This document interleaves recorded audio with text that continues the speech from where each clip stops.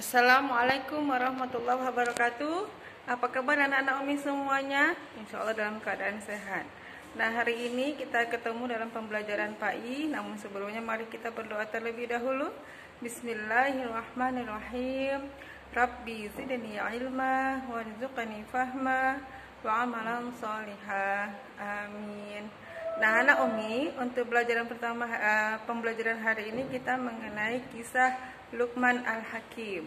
Kisah Luqman Al-Hakim nanti anak Umi bisa lihat di buku PAI-nya di halaman 113. Anak Umi, selanjutnya ya Umi akan menjelaskan mengenai kisah Luqman Al-Hakim. Ya, kisah Luqman Al-Hakim, lihat di sini. Ya. Siapakah kisah Luqman Al-Hakim ini? Lihat. Menurut Mufassir Ibnu Katsir, Luqman Al-Hakim atau artinya ahli hikmah, dia adalah seorang yang pandai mengambil hikmah. Tapi dia sebenarnya siapakah dia? Ya, sebenarnya nama panjangnya Luqman adalah Luqman bin Unaqa bin Sadun. Dia siapa? Dia adalah seorang hamba sahaya berkulit hitam dari Afrika. Ya, jadi jangan dibayangkan dia itu seperti apa, ganteng atau apa. Lihat ini, dia berkulit hitam dan seorang hamba sahaya dari Afrika. Nah, kisah Luqman Al-Hakim ini, ya kalian tentang kalau punya Al-Quran, lihat di Al-Quran ada surah yang bernama surah Luqman. Sehingga Luqman ini pun diabadikan Allah dengan satu surah sejajar dengan Nabi. Coba ada surah Yusuf, ada surah Muhammad, ada surah Nuh, ya. Ini Luqman juga istimewa. Nah, kisah Luqman anak Umi bisa lihat di buku, ya, di buku PAI halaman 113, bahwa pernah suatu ketika Luqman ini diminta seorang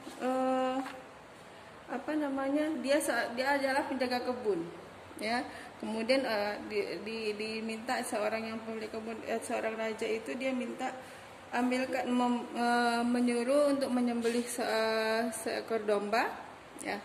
Kemudian diminta untuk memilih daging yang terbaik, ya. Nah, daging yang terbaik itu ternyata dipilihnya adalah lidah dan hati. Kemudian untuk berikutnya suruh lagi menyembelih domba, kemudian disuruh minta lagi pilihkan daging yang terburuk. Dipilihkan lagi dia, ternyata yang dipilih juga adalah lidah dan hati. Nah, kemudian raja itu bertanya, kenapa dipilihkan hal yang sama, yang baik dan yang buruk? Maka Luqman itu menyampaikan bahwa baik buruk seseorang itu tergantung adalah lidah dan hatinya. Jadi itu ya salah satu hikmah Luqman Al-Hakim. Nah, kemudian ada nasihat Luqman kepada anaknya. Waktu itu pada masa itu tuh belum ada nasihat-nasihat untuk anak itu seperti apa, tidak ada. Nah, ternyata Luqman ini sudah berpikiran panjang, sudah berpikiran visioner, sehingga apa? Sehingga Luqman menasihati kepada anaknya. Yang pertama apa nasihatnya? Jangan berbuat syirik, ya, jangan berbuat syirik kepada Allah Subhanahu Wa Taala. Yang kemudian, ya, bahwa sebenarnya apapun yang terjadi jangan berbuat syirik kepada Allah dan jangan menyekutukan Allah. Kemudian yang kedua, berbakti kepada orang tua. Setelah tidak menyembah selain Allah, maka berbaktilah kepada kedua orang tua. Nah, yang ketiga adalah Allah mengetahui segala perbuatan hambanya.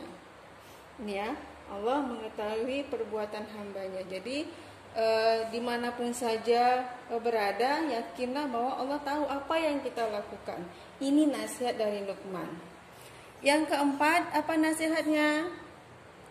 Nasihatnya adalah dirikan sholat, amar ma'ruf nahi munkar, dan bersabar. Ya, jadi memang ketika kita mendirikan sholat, melakukan hal yang baik dan mencegah hal yang mungkar, ya, mencegah kepada yang kejahatan, dan bersabar. Semua amalan ini butuh kesabaran, ya. Mendirikan sholat juga harus sabar, amal ma'ruf nahi munkar juga harus bersabar. Setelah melakukan ini, maka bersabarlah atas apa yang menimpa kita. Yang kelima, jangan sombong. Jangan sombong, bahwa Allah tidak menyukai orang-orang yang sombong. Dan ya, Allah tidak akan masuk surga seseorang itu ketika ada kesombongan di dalam dirinya walaupun hanya sebesar biji sawi. Ini ya, baik untuk anak Umi untuk hari ini kisah Luqman ya. Semoga bermanfaat. Untuk selanjutnya nanti anak Umi bisa lihat di buku halaman 112 hingga 114.